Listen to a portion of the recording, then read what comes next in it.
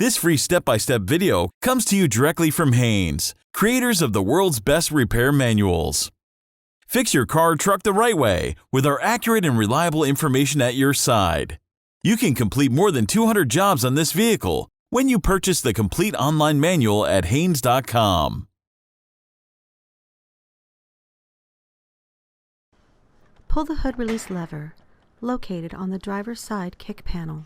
Lift up the safety latch, raise the hood, and support it with the proper rod. Remove the air filter housing retaining bolt.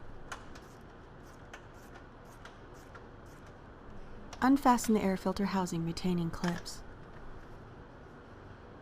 Lift the housing cover away from the filter housing, then remove the filter element.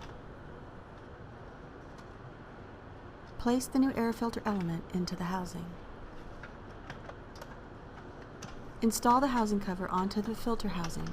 Be sure to align the tab on the cover with the slot in the housing. Fasten the filter housing retaining clips.